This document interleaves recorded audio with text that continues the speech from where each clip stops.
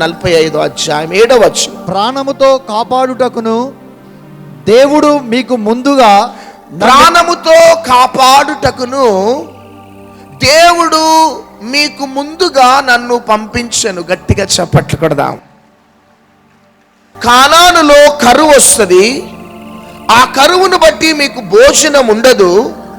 ఆ భోజనం లేకపోవటం బట్టి మీరు శాపాన్ని అనుభవిస్తారు. కాబట్టి భవిష్యత్తులో జరగబోయే ఆ భయంకరమైన క్షామము, కరువు బట్టి ఏదో రకంగా మీరు పోషింపబడాలి, మీరు దీవించబడాలి, మీరు ఆశీర్వదించబడాలి అనే ఆలోచనతో దేవుడు ముందుగానే యోసేపును ఐగుప్తు ప్రాంతానికి పంపించినాడు. గట్టిగా చప్పట్లు కొడదాం.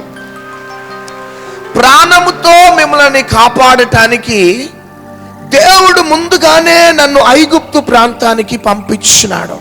వా, హల్లెలూయా. దేవుడు చూడండి, తన బిడ్డలని, ఇశ్రాయేలీలని కాపాడటానికి ముందుగానే ఒక దూతని పంపించినాడు ఐగుప్తు ప్రాంతానికి. ఎవరా దూత అంటే యోసేపు. భవిష్యత్తులో క్షామం రాబోతుంది, నా బిడ్డలు భయంకరంగా శాపాన్ని అనుభవిస్తారు, కరువును అనుభవిస్తారు. కాబట్టే నీవు ముందుగా వెళ్ళిపోవాలి. ఎక్కడికంటే you must go to Egypt. నువ్వు ఐగుప్తునకు వెళ్ళిపోవాలి అని యోసేపును తన సహోదరుల కంటే ముందుగానే ఐగుప్తునకు పంపించున్నాడు. ఎందుకు పంపించినాడంటే భవిష్యత్తులో తన ద్వారా తన బిడ్డలను దీవించడానికి. గట్టిగా చప్పట్లు కొడదాం. చూడండి, దేవుడు ఫరోని ఎవరి కోసం వాడుకున్నాడు అంటే యోసేపు కోసం వాడుకున్నాడు. ఫరో అనే రాజు అన్యుడు. అన్యుడైన ఆ రాజుని యోసేపును దీవించడానికి వాడుకున్నాడు. హల్లెలూయా. యోసేపు ఎవరి ద్వారా దీవించబడ్డాడంటే ఫరో ద్వారా దీవించబడ్డాడు. ఫరో ఎవరి ద్వారా నడిపించబడ్డాడంటే దేవుని ద్వారా నడిపించబడ్డాడు. హల్లెలూయా. చూడండి, నెబుకద్నెజర్ని దేవుడు దానియేలు కోసం వాడుకున్నాడు. ఒక అన్యుడే ఆయన, కానీ దానియేలు కోసం నెబుకద్నెజర్ రాజుని వాడుకున్నాడు. ఒక వ్యక్తిని దానియేలు కోసం వాడుకున్నాడు. ఒక రాజుని యోసేపు కోసం వాడుకున్నాడు. రూతును దేవుడు దీవించడానికి బోయాజును దేవుడు ఎన్నుకున్నాడు. హల్లెలూయా. కాబట్టి మన ఆధ్యాత్మికమైన ప్రయాణంలో ఈ అనుభవాలన్నీ కూడా మనము ఎదుర్కోవాలా. ఎదుర్కొంటుండే సమయంలో we must have the spiritual maturity. అధిక పరిశుద్ధులు ఏ విధంగా ఆలోచిస్తారంటే పరలోకం నుంచి మన్నా దేవుడు కురిపించాలా అన్న సెన్స్తోనే ఉంటారు. ఆ కోణంలోనే దేవుడిని చూస్తారు. కానీ దేవుడు కొన్నిసార్లు కొంతమందిని మన కోసం పంపిస్తాడు. కొంతమంది మన శాపమును తొలగించడానికి కొంతమందిని ముందుగానే పంపించేస్తాడు అక్కడికి. కారణం ఏంటిదంటే దేవుడు కొంతమందిని మన కోసం వాడుకుంటాడు. హల్లెలూయా. ఎప్పుడైతే ఫరో ద్వారా యోసేపు దీవించబడ్డాడో యోసేపు ద్వారా సహోదరులు దీవించబడ్డారు. గట్టిగా చప్పట్లు కొడదాం. అది దట్ ఈస్ ద బ్యూటీ. ఆమేన్, హల్లెలూయా. కాబట్టి సహోదరుడా, గత సంవత్సరంలో నీవు అనేక సార్లు పరిగెత్తినావు. కొన్నిసార్లు కొంతమందిని ప్రభు పంపించినప్పుడు నీవు సందేహించినావు. కొన్నిసార్లు నీవు కమిట్మెంట్ తీసుకొని వెనకంజ వేసినావు. కానీ ఈరోజు ఎందుకు ఈ ఫిబ్రవరిలో దేవుడు ఈ మాట నీతో మాట్లాడుతున్నాడంటే దేవుడు ఒక వ్యక్తి ద్వారా నిన్ను నడిపిస్తాడు, నిన్ను కాపాడుతాడు, నిన్ను ఆశీర్వదిస్తాడు, నీ అవసరతలు తీరుస్తాడు. హల్లెలూయా. రాజుల మొదటి గ్రంథము 17వ అధ్యాయం 1వ వచనం నుంచి.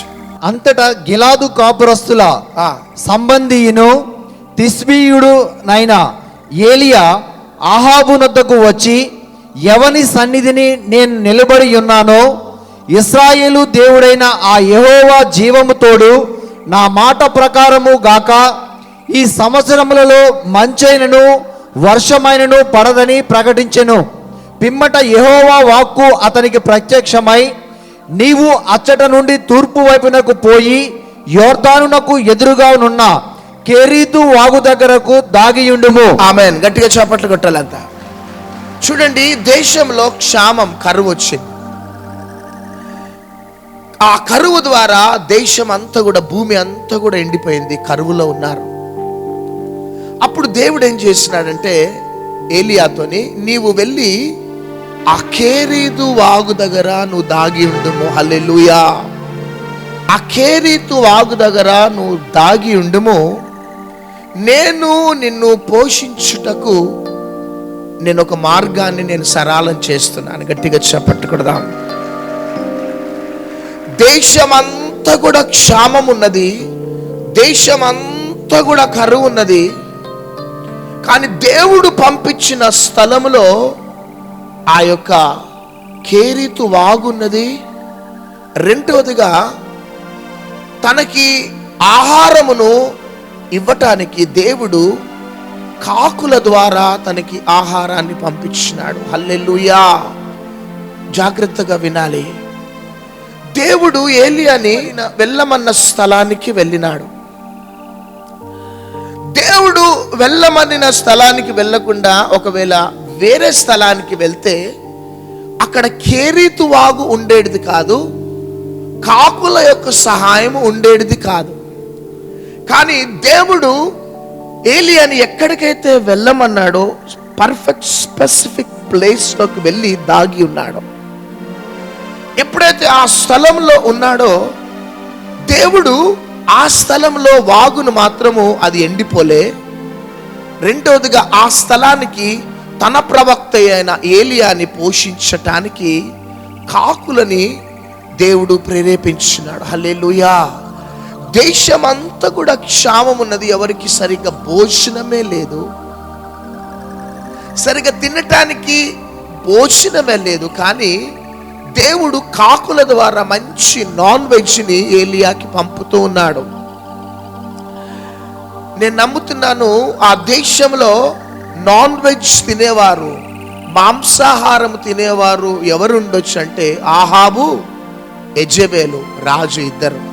రాజు రాణి ఇద్దరు డైనింగ్ టేబుల్ మీద నాన్ వెజ్ మాంసాహారం తింటూ ఉండే సమయంలో రాజు యొక్క భోజనం ఆ టేబుల్ మీద నుంచి కాకులు ఎత్తుకొని పోయి ఎవరిని పోషిస్తున్నాయంటే ఏలియాని పోషిస్తున్నాయి. గట్టిగా చేపట్లు కొడదాం. ఇక్కడ ఏలియాని పోషించడానికి కాకులను దేవుడు పంపించినాడు.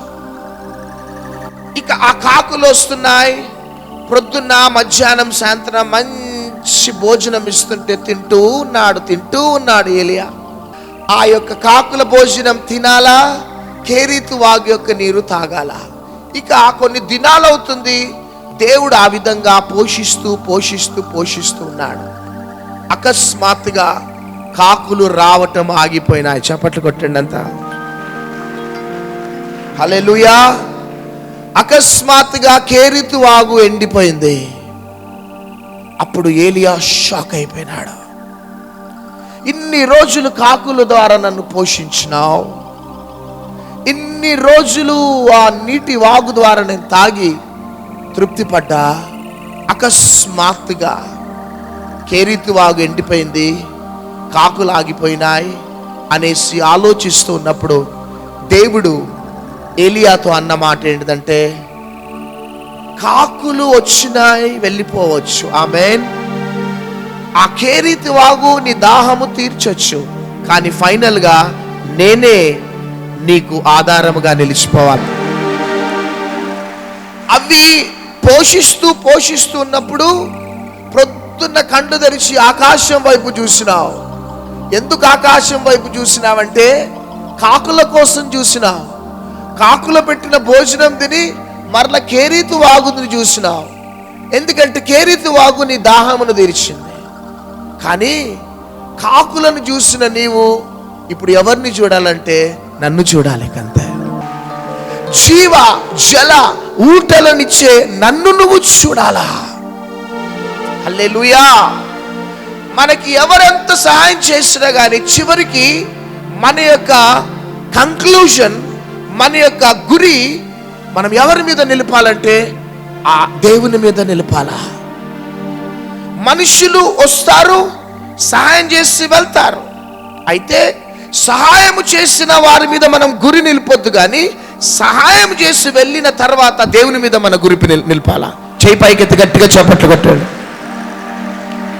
కాకులు వచ్చినాయి, సహాయం చేసి వెళ్ళినాయి. వాగు నీళ్ళు వచ్చినాయి, దాహం తీర్చి వెళ్ళినాయి. దేవుణ్ణి చూసే ఏలియా కాకులను చూస్తున్నాడు, నీళ్లను చూస్తున్నాడు. చివరికి దేవుడు ఏం చేస్తున్నాడంటే అకస్మాత్తుగా ఆ యొక్క వాగు ఎండిపోయింది, కాకులు ఆగిపోయినాయి. అప్పుడు దేవుడు అంటున్నాడు, కాకులు వచ్చి వెళ్ళినాయేమో, నీళ్ళ ద్వారా నీ దాహము తీర్చబడ్డదేమో, కానీ నువ్వు ఫైనల్గా నువ్వు ఎవరిని చూడాలా? కాకులను పంపించిన నన్ను చూడాలా. చేయి పైకెత్తి చప్పట్లు కొట్టండి. నీ దాహము తీర్చిన జీవ జల నది అయిన ఊటలనైనా నన్ను నువ్వు చూడాలా అనే అనుభవంలోకి ఏలియాని దేవుడు పంపించి, కమాన్ ఇప్పుడు నువ్వు సరేపాతు ప్రాంతానికి వెళ్ళిపో, అక్కడ నిన్ను పోషించడానికి ఒక సహోదరుని సిద్ధపరిచిన. గట్టిగా చప్పట్లు కొడదాం. హల్లెలూయా. చూడండి, మనం ఎప్పుడు కూడా దేవునితో అంటు కట్టబడిన అనుభవంలో మనం ఎప్పుడు కూడా ఉండాలి. మీరు ద్రాక్షావల్లి అయిన నాకు మీరు అంటు కట్టబడాలి. మీరు నాకు అంటు కట్టబడ్డారంటే మీరు బహుగా ఫలిస్తారు. మనం ఎప్పుడు దేవునికి మనం అంటు కట్టబడ్డామంటే దేవుడు మనకి సహాయం చేసే వ్యక్తులని మన దగ్గరికి పంపిస్తూ ఉంటాడు. మనకు సహాయం చేసే వ్యక్తులు దగ్గరికి వారిని పంపించినప్పుడు వారి సహాయము తీసుకొని మనం తిరిగి దేవునితోని ఆ బాంధవ్యం ఒకవేళ తెగిపోయింది అంటే వీరు మనకి చేదుగా మారిపోతారు. దేవుడు ఎవరి ద్వారా మనకు సహాయము చేసినా కానీ చివరికి మన బాంధవ్యము, మన సంబంధము దేవునితో ఎప్పుడు కూడా తెగిపోవద్దు. ఏలియా కాకులను చూస్తున్నాడు, నీటిని చూస్తున్నాడు, దేవుణ్ణి మర్చిపోయినాడేమో. అందుకనే కాకులు ఆగిపోయినాయి, నీరు ఎండిపోయింది. అందుకని దేవుడు అంటున్నాడు, నువ్వు కాకులని నీటినే చూడటం కాదు, చివరికి ఫైనల్గా నువ్వు ఎవరిని చూడాలా? నన్ను చూడాలా. మన జీవితంలో ఎప్పుడు కూడా మర్చిపోదు. దేవుడు పంపిస్తాడు మన అప్పులు తీర్చడానికి, మన అవసరతలు తీర్చడానికి. కొంతమందిని దేవుడే పంపిస్తాడు. హల్లెలూయా. ఆ టైంలో నువ్వు ఏం చేయాలంటే, థ్యాంక్ యూ ప్రభువా, వీరిని పంపించినందుకు వందనాలయ్యా అని ప్రభువుని స్తుతించి వాళ్ళ సహాయము తీసుకొని చివరికి ఏదో మీ కృప వల్ల మేము ఇట్లా ఉన్నామండి, ఏదో మీ దయ వలన మేము ఇట్లా ఉన్నామండి, దేవుని యొక్క కృపను బట్టే మనం బ్రతికి ఉన్నామనే మాట అనకుండా మనుషుల కృప, మనుషుల దయ అన్నామంటే ఆ మనుషులు మనకు ఒక దినమున చేదుగా మారిపోతారు. హల్లెలూయా. ఆ మనుషులు కాకులు ఎట్లా ఆగిపోయినాయో, ఎండిపోయినదో కేరీతు వాగు సడన్ గా దేవుడు ఆపేస్తాడంతే. ఆ సంఘటన మన జీవితంలో జరగకుండా ఉండటానికి దేవుడు ఎవరి ద్వారా మనకు సహాయం చేసినా మన చివరి ఫైనల్ కంక్లూజన్ ఆయననే చూడాలా.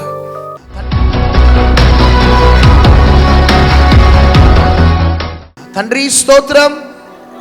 ఈ మొదటి ప్రసంగం ద్వారా మాతో ఈ టీవీ ప్రోగ్రాం చూస్తున్న వ్యూవర్స్తో ఒక ప్రత్యేకమైన రీతిలో మీరు మాట్లాడినారు. మీరు మమ్మల్ని దీవించడానికి ఎవరినైనా వాడుకునే దేవుడు, ఆ విధంగా మమ్మల్ని దీవించి ఆశీర్వదించినావు, ఇంకా మీరు దీవించబోతున్నారు ప్రభా. ఎవరి ద్వారా మేము దీవించబడ్డా చివరికి మా గురి నీ వైపు నిలిపే కృపను మా బిడ్డలందరికీ మాకు మీరు అనుగ్రహించమని, సిద్ధపరచమని యేసుక్రీస్తు నామములో అడిగినాను తండ్రి.